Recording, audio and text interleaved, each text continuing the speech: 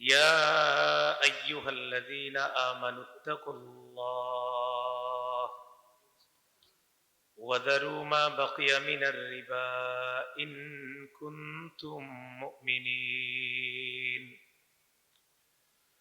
জামিয়া আশরাফুল উলুম মাদ্রাসার উদ্যোগে হাফেজ ছাত্রদের দস্তরবন্দি উপলক্ষে 42তম বার্ষিক 2 দিনব্যাপী ইসলামিক ঐতিহাসিক মহাসম্মেলন। আজকে দ্বিতীয় দিন। প্রধান মেহমান হাকিমুন নফস আল্লামা মুশতাকুন নবী কাসিমি দামাত বরকাতুহুম, মোতামিম মাদ্রাসা ইসলামিয়া দারুল উলুম সুদন্যপুর কুমিল্লা। গুরুত্বপূর্ণ আলোচনা করেছেন মুফতি মাসুম বিল্লাহ ইলিয়াস, খতিব দক্ষিণ বনশ্রী জামে মসজিদ 4, মাওলানা এহসান উদ্দিন খান, খতিব মাতুয়াইল কবরস্থান জামে মসজিদ ও গোবিন্দপুর বাজার জামে মসজিদ। প্রধান অতিথি মোহাম্মদ কামাল হোসেন, বিশেষ অতিথি হাজী মোহাম্মদ আব্দুল হামিদ, সভাপতি আলহাজ মোহাম্মদ আলী, সিনিয়র সহ সভাপতি অত্র জামিয়া, বিশিষ্ট সমাজসেবক দানবীর, বিশেষ অতিথিবৃন্দ, উপস্থিত হযরত উলামায়ে কেরাম, মুসলমান ভাইরা, আল্লাহ তাআলার দরবারে শুকরিয়া আদায় করছি। আল্লাহ আমাদেরকে এই মাহফিলে উপস্থিত হওয়ার তৌফিক দান করেছেন বলি আলহামদুলিল্লাহ। সূরা বাকারা 279 নম্বর আয়াতে কারিমা তেলাওয়াত করেছি। এই আয়াতে আল্লাহ বলেন, হে ঈমানদারগণ, তোমরা আল্লাহকে ভয় করো। যদি তোমরা মুমিন হও, সুদের কারবার ছেড়ে দাও। হে ঈমানদারগণ, তোমরা আল্লাহকে ভয় করো। যদি তোমরা মুমিন হও, সুদের কারবার ছেড়ে দাও। আমরা বাংলায় যাকে সুদ বলি, কোরআন হাদিসে এটাকে বলা হয় রিবা। রিবার আবিধানিক অর্থ জিয়াদা, অতিরিক্ত।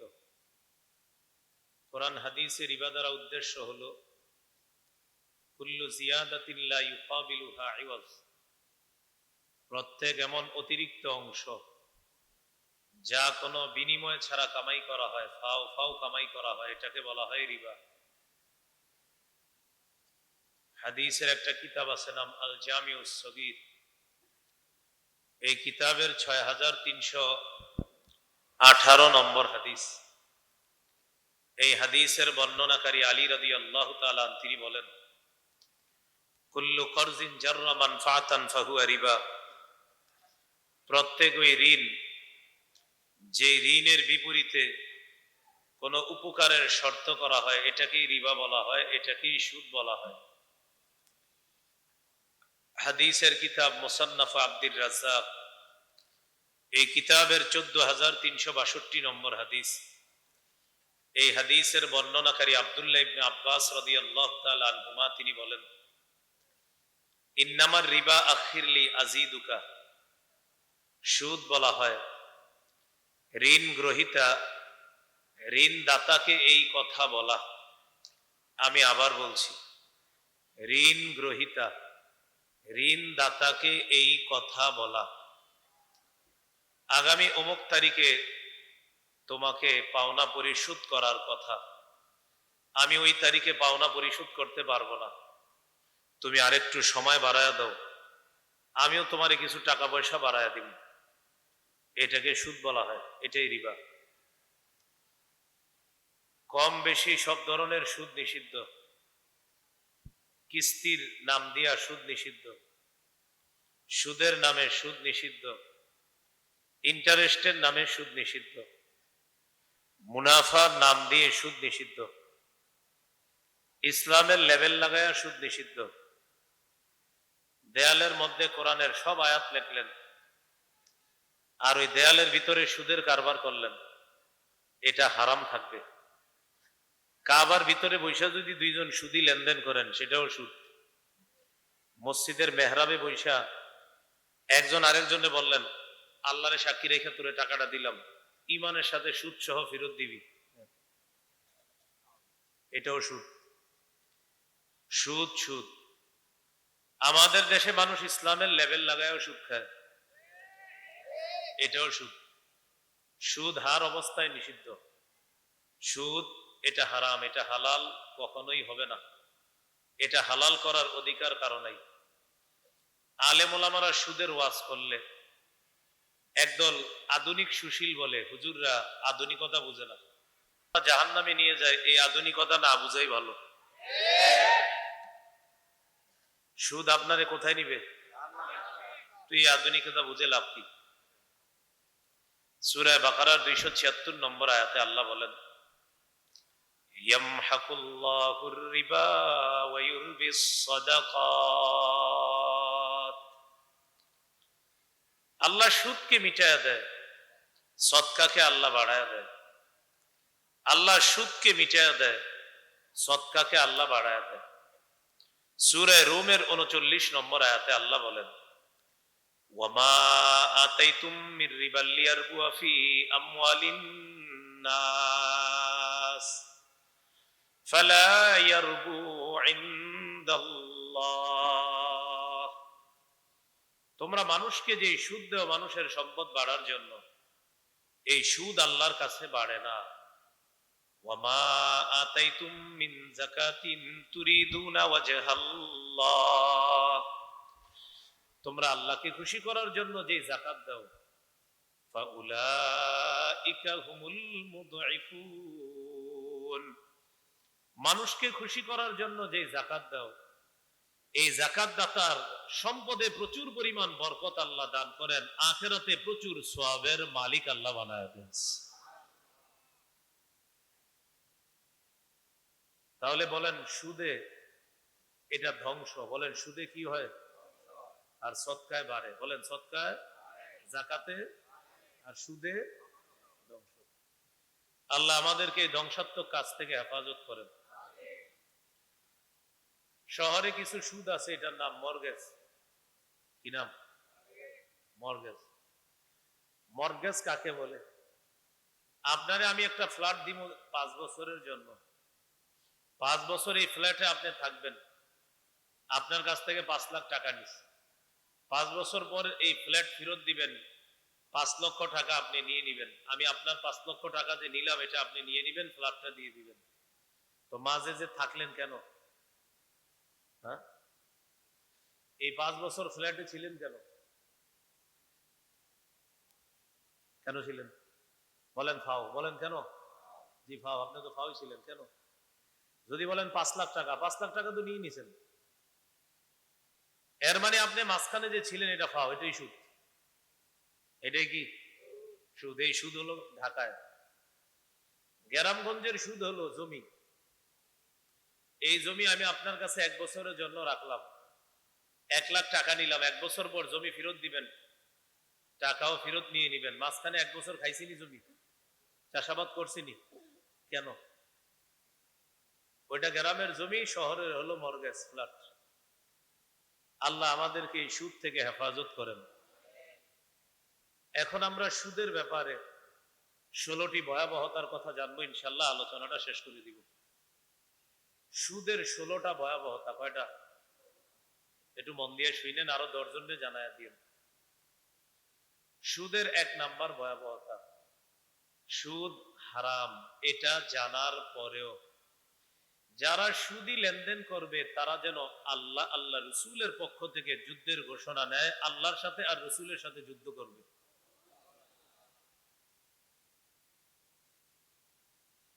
সূরা বাকারা 279 নম্বর আয়াতে আল্লাহ বলেন, فَإِن لَّمْ تَفْعَلُوا فَأْذَنُوا بِحَرْبٍ مِّنَ اللَّهِ وَرَسُولِهِ। সুদ হারাম এটা জানার পরেও যদি সুদ থেকে ফিরে না আসে, তাহলে আল্লাহ এবং তার রসুলের বিরুদ্ধে যুদ্ধের ঘোষণা দাও। আল্লাহর পক্ষ থেকে রসুলের পক্ষ থেকে যুদ্ধের ঘোষণা নাও, তুমি আল্লাহর সাথে আর রসুলের সাথে যুদ্ধ করবা। এই আয়াতের ব্যাখ্যা আব্দুল্লাহ ইবনে আব্বাস রাদিয়াল্লাহু তাআলা আনহুমা বলেন, ইউকালু লিআকিলির রিবা ইয়াউমাল কিয়ামাতি খুদ সিলাহাকা লিল হারব। সুদখোরকে কিয়ামতের ময়দানে বলা হবে, ও সুদখোর তুমি তোমার অস্ত্র নাও, আমি আল্লাহর সাথে লড়াই করার জন্য। কিয়ামতের ময়দানে সুদখোরকে বলা হবে, তুমি তোমার অস্ত্র নাও, আমি আল্লাহর সাথে লড়াই করবা। তুমি এ হলো 1 নাম্বার গজব। গজব নাম্বার 2, আল্লাহ না করেন আমিন বলেন, আল্লাহ না করেন আমিন বলেন। সুদী লেনদেন অবস্থায় কেউ যদি মারা যায়, কবর থেকে সে এমন অবস্থায় উঠবে দেখলে মনে হবে পাগল, শয়তান তারে পাগল বানায় দিছে। এই অবস্থায় সুদখোর কবর থেকে উঠবে। 3 নাম্বার পারা, 6 নম্বর পৃষ্ঠা, সূরা বাকারা 275 নম্বর আয়াতে আল্লাহ বলেন, আল্লাযীনা ইয়াকুলুনা রিবা লা ইয়াকুমুনা ইল্লা কামা ইয়াকুমুল্লাযী ইয়াতাকাব্বাতুহুশ শাইতানু মিনাল মাস। যারা সুদ খায় তারা কবর থেকে এমন অবস্থায় উঠবে দেখলে মনে হবে শয়তানের স্পর্শে তারা পাগল, এরকম পাগল দেখা যাবে তাদেরকে। যালিকা বিআন্নাহুম ক্বালু ইন্নামাল বাইউ মিসলুর রিবা। এটা এই কারণে তারা দুনিয়াতে বলতো ব্যবসা সুদের মতো। নাউজুবিল্লাহ বলেন, বলেন ব্যবসা আর সুদ কি এক? আল্লাহ বলেন ওয়া আহাল্লাল্লাহুল বাই'a ওয়া হাররামার রিবা। আল্লাহ ব্যবসাকে হালাল করেছেন, সুদকে আল্লাহ হারাম করেছেন। আমাদের বাংলাদেশে কিছু প্রতিষ্ঠান আছে, এই প্রতিষ্ঠানে সুদ দেয়, বাকি কম দেয়। সুদ কি দেয়? কম। আবার ওই সমস্ত প্রতিষ্ঠান দাবি করে যে আমরা ব্যবসার লাভ দিই। কিসের লাভ? ব্যবসাটার নাম কি? কয় বাইয়ে মুজারবা। ব্যবসার নাম কি? আমরা মুজারবার চুক্তিতে লাভ দিই। বাইয়ে মুজারবা জায়েজ আছে, মুজারবার ব্যবসা জায়েজ আছে, কিন্তু এখানে মাসালা হলো দুই পক্ষ ক্ষতি হইলে দুই পক্ষের ক্ষতি হবে, লাভ হলে দুই পক্ষের লাভ। যারা বলে যে আমরা বাইয়ে মুজারবার লাভ দিই, জিজ্ঞাসা করবেন লস হইলে নিবেননি? যারা বলে যে আমরা বাইয়ে মুজারবার চুক্তিতে লাভ দিই, জিজ্ঞাসা করবেন লস হইলে এটার ঘাটতি নিবেননি? তখন কবি নীরব। তার মানে ওরা বাইয়ে মুজারবার লাভ দেয় না, এটা সুদের লাভ দেয়। আমি কিন্তু কোনো প্রতিষ্ঠানের নাম বলি নাই, অনেকে মনে করে নিবে মনে হয় আমারে বলছে। হ্যাঁ, যদি আপনার প্রতিষ্ঠানে এই আকাম হয়তো তো আপনাকেই বলছি। করেন না, মনে করেন আমি একটা প্রতিষ্ঠান করলাম, আমি আকাম করি, তো এটা হারাম। আমার আব্বা করলেও হারাম, আমার আম্মা করলেও হারাম, আমার দাদা করলেও হারাম, আমার দাদি, আমার পীর করলেও হারাম, আপনি করলেও হারাম। হারাম তো হারাম।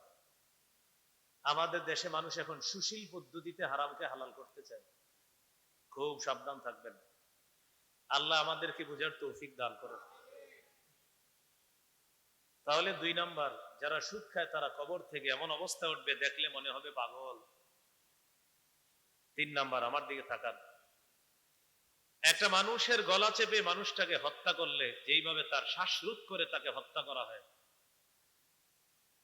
সুদখোর কিয়ামতের ময়দানে যখন উঠবে দেখলে মনে হবে কেউ তার গলা চেপে ধরে তাকে হত্যা করার চেষ্টা চালাচ্ছে। এরকম হা হা করতে করতে সুদখোর কিয়ামতের ময়দানে উঠবে। উমদাতুত তাফসীর 1 নাম্বার খণ্ড 330 নম্বর পৃষ্ঠা। আব্দুল্লাহ ইবনে আব্বাস রাদিয়াল্লাহু তাআলা আনহুমার বর্ণনা, তিনি বলেন আকিলুর রিবা ইবাসু ইয়াউমাল কিয়ামাতি মাজনুনান ইউখনাক। সুদখোরকে কিয়ামতের ময়দানে এমন অবস্থায় উঠানো হবে দেখলে মনে হবে পাগল, আর মনে হবে তার শ্বাসরোধ করে তাকে হত্যা করা হচ্ছে, এমন ভাবে সুদখোরকে উঠানো হবে। নাউজুবিল্লাহ। গজব নাম্বার 4, এটা একটু মন দিয়ে শুনে না। যারা সুদী লেনদেন করে তাদের জন্য আল্লাহর একটা বরাদ্দ আছে না, হালাল বরাদ্দ। এই হালাল বরাদ্দটা আল্লাহ ছিনায় নেয়, উঠায় নেয়। তোরে আমি হালালটা খাওয়াবো না, কারণ তুই তো সুদ খাস, আমার হালাল বরাদ্দ আমি উঠায় নিলাম। এখানে আমরা যারা আছি আমাদের সবার জন্য একটা হালাল বরাদ্দ আছে না আল্লাহর মতো? সুদের কারবার করলে আল্লাহ ওই হালালটা উঠায় নেয়। সূরা নিসা 160 161 নম্বর আয়াতে আল্লাহ বলেন ফাবিযুলমিম মিনাল্লাযীনা হাদু হাররামনা আলাইহিম তাইয়্যিবাত উহিল্লাত লাহুম ওয়া বিসাদ্দিহিম আন সাবিলিল্লাহি কাসীরা ওয়া আখযিহিমুর রিবা ওয়া ক্বাদ নুহু আনহু ওয়া আকলিহিম আমওয়ালান নাসি বিল বাতিল। ইহুদিরা জুলুম করার কারণে তাদের জন্য বরাদ্দকৃত হালাল রিজিক হারাম করে দিলাম। আল্লাহর রাস্তায় বাধা দেওয়ার কারণে বরাদ্দকৃত হালাল রিজিক হারাম করে দিলাম, সুদ গ্রহণ করার কারণে বরাদ্দকৃত হালাল রিজিক হারাম করে দিলাম, অন্যের সম্পদ অন্যায়ভাবে আত্মসাৎ করার কারণে হালাল রিজিক হারাম করে দিলাম। মনে রাখবেন, চারটি অপরাধে আল্লাহর পক্ষ থেকে বরাদ্দকৃত হালাল রিজিক আল্লাহ ছিনিয়ে নেয়। বলেন তো কয় অপরাধে? 1 নাম্বার জুলুম করা, 2 নাম্বার আল্লাহর রাস্তায় বাধা দেওয়া, 3 নাম্বার সুদ খাওয়া, 4 নাম্বার অন্যের সম্পদ অন্যায়ভাবে ভক্ষণ করা। আল্লাহ হেফাজত করেন। গজব নাম্বার 5, এই এলাকার নাম কি জানি, গোবিন্দপুর। এই গোবিন্দপুরে আল্লাহ গজব দিবে না, মনে করেন আল্লাহর ফয়সালা, আল্লাহ যেন এই ফয়সালাই করে, বলেন আমিন। কিন্তু 2 শ্রেণীর অপরাধী আল্লাহর গজবটা টাইনা নিয়ে আসে না। আপনি দেন, আল্লাহ আপনি দেন, দরকার আছে।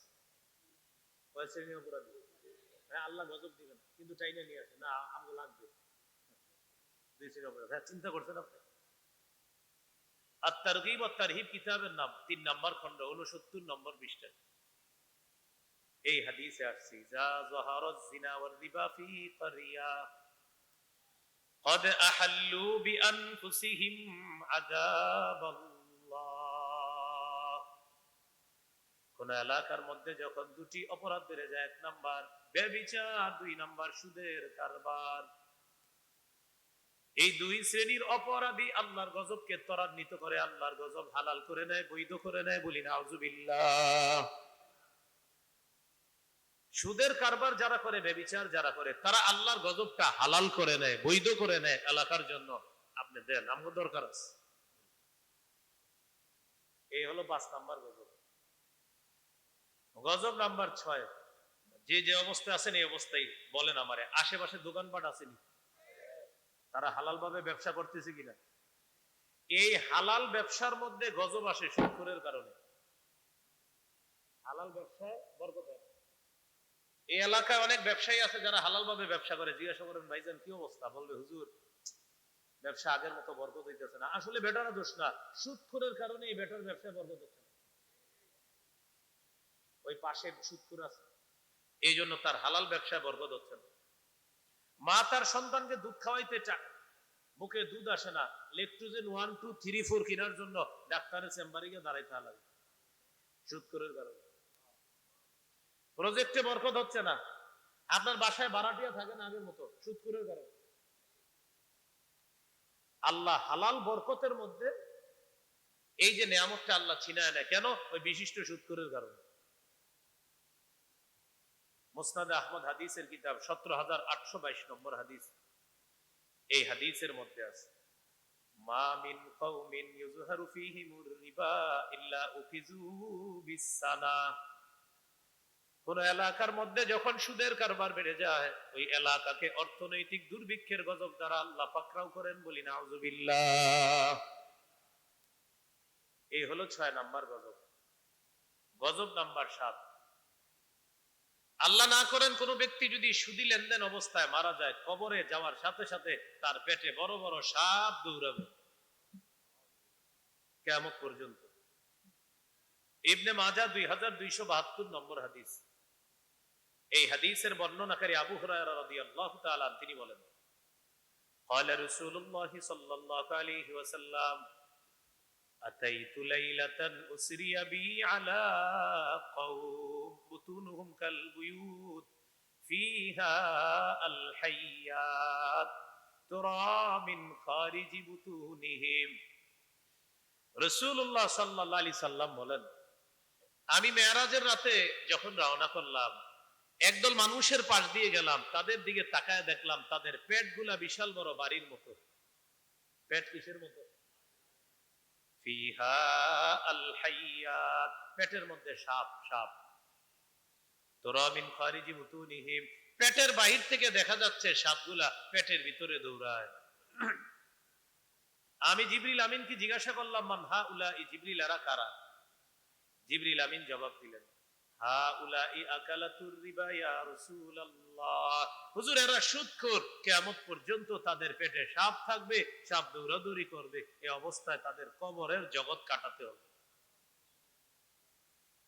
গজব নাম্বার 8, আপনারা সবাই বয়ান বুঝতেছেন?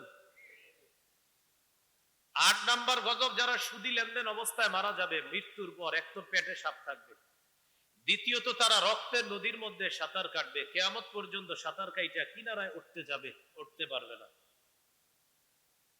এইটা কোন কিতাবের হাদিস জানেন? বুখারী। সহিহ বুখারীর 2085 নম্বর হাদিস। ফজরের নামাজের পর রাসূল সাল্লাল্লাহু আলাইহি সাল্লাম সাহাবীদের সামনে বসা, সাহাবীদেরকে বললেন, আমি তোমাদেরকে একটা ঘটনা শোনাই গত রাতের। রাআইতুল লাইলাতা রাজুলাইনি আতায়ান, গত রাতে দেখলাম দুই ব্যক্তি আমার কাছে আসছে, আমার দুই বাহু ধরছে, ধরার পর আমাকে নিয়ে যাচ্ছে সামনের দিকে। হাত্তা আতাইনা আলা নাহরিম মিন দাম, যাইতে যাইতে একটা রক্তের নদীর কাছে গেলাম, দেখলাম ফিহি রাজুলুন কাইম, নদীর মধ্যে এক ব্যক্তি দাঁড়িয়ে আছে। ওয়া আলা ওয়াসতিন নাহরি রাজুলুন বাইনা ইয়াদাইহি হিজারা, নদীর কিনারায় এক ব্যক্তি, তার সামনে পাথর আর পাথর। এটা নদীর মাঝখান, এটা নদীর কিনারা। নদীর মাঝখানে যে ব্যক্তিটা সাঁতার কাটতে কাটতে নদীর কিনারায় যায়, ফাইদাল্লাযী আলা ওয়াসতিন নাহরি রামা বিহাজারিন ফিহি, নদীর কিনারার লোকটা একটা পাথর নিয়ে সাঁতারকারী লোকের মুখ বরাবর মারে, রদ্দাহু হাইসু কানা, লোকটা আবার নদীর মাঝখানে চলে যায়। নবীজি বলেন, কুল্লামা রাজা রদ্দাহু হাইসু কানা, যখনই নদীর মাঝখানে যায় আবার লোকটা সাঁতার কাটে, নদীর কিনারায় আসে, পাথর মারে, আবার নদীর মাঝখানে চলে যায়। আমি বারবার চাদর এমন করতেছি, আপনারা বিরক্ত হচ্ছেন না তো? আসলে কেন জানেননি, মানে এই যে গরম লাগে আবার ঠান্ডা লাগে, এরকম একটা পরিস্থিতিতে আছে। আপনাদের হয় কিনা জানি না, আমার এই মনে হইতেছে গরম, আবার মনে হইতেছে ঠান্ডা। আচ্ছা যাই হোক, আল্লাহ যেমনি রাখছে এটাই খুশি আমরা। এই জন্য খালি এমন করি, আপনাদের বিরক্ত লাগে না? তোর আমার তো লাগতো, আমি সুরতা হইলে আমার মেজাজ খারাপ হইতে, হুজুর এতবার চাদর লাগে কেন? এটা ঠিক না, আমি ঠিক করতেছি না, কিন্তু আসলে হয়ে হয়ে যাইতেছে। যাক, ওই ব্যক্তি সাঁতার কাটে, বারবার পাথর মারে, আবার নদীর মাঝখানে যায়। জিবরিল আমিন নবীজিকে বললেন, আল্লাযী রাআইতাহু ফিন নাহরি আকিলুর রিবা, হুজুর যাকে আপনি নদীর মধ্যে দেখলেন সাঁতার কাটে, এটা হলো সুদখোর, কিয়ামত পর্যন্ত সাঁতার কাটবে, কিয়ামতের আগে নদীর কিনারায় পৌঁছতে পারবে না। আল্লাহ হেফাজত করেন। গজব নাম্বার 9, মা আছে কাদের? মা মা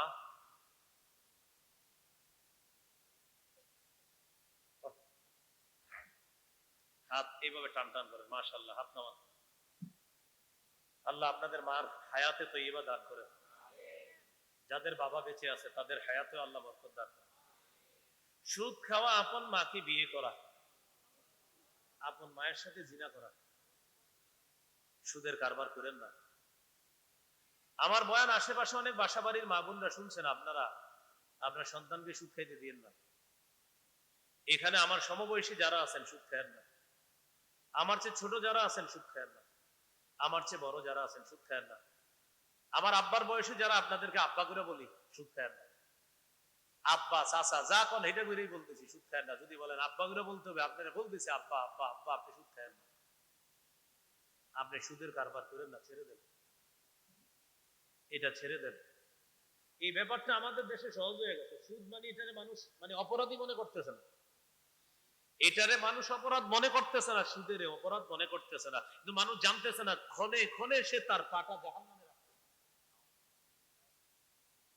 এই জন্য আপনাদের, আমার বাবার বয়সীদেরকে আব্বা বলছে, বাবা বলে সম্বোধন করে বললাম, ছেড়ে দেন, সুদ ছেড়ে দেন। বন্ধুরা সুদ ছেড়ে দেন, ভাইয়েরা সুদ ছেড়ে দেন, চাচারা সুদ ছেড়ে দেন। আর কত মায়া করে বললে ছাড়বেন? বলেন, যেমনি বলেন এমনি বলবেন, ছেড়ে দেন। এই হলো 9 নাম্বার, সুদ খাওয়া, আপন মায়ের সাথে ব্যভিচার করা। আল্লাহ হেফাজত করেন। ইয়াং যারা আছেন, যুবক যারা আছেন, পার্ট টাইম কাজ করেন, পড়াশোনার পাশাপাশি কাজ করেন, হালাল উপার্জন করেন, বাবার সহযোগিতা করেন, বাবাকে সাপোর্ট করেন। আপনার আব্বা যেন সুদের কারবার না করে, বাবার পাশে দাঁড়ান, পারিবারিক সাপোর্টটা করার চেষ্টা করেন, যে আমি একটা হালাল কামাই দিয়ে আমার আব্বার পাশে দাঁড়াইতেছি, যেন আব্বা সুদের কারবার না করে। কিন্তু বর্তমান জামানা কিছু ছেলে আছে, বাবার এমন প্রেশার দেয়, মোবাইলের দাম ৭৫,০০০, বাপের বেতনই আছে আপনার ২০,০০০, ৭৫,০০০ টাকা দামের মোবাইল তারে কিভাবে কিনে দিবে?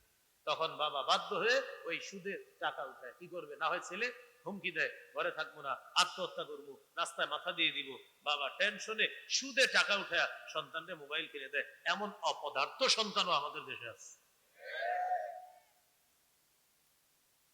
যুবক ভাইয়ারা, না না এটা হবেন না, আপনি আপনি ওইটা হন, ওই যে বলছি আপনার বাবার সহযোগিতা করেন, হালাল কিছু উপার্জন করেন, পান বেচেন, বাদাম বেচেন, রেস্টুরেন্টে চাকরি করেন, ওয়েটারে চাকরি করেন।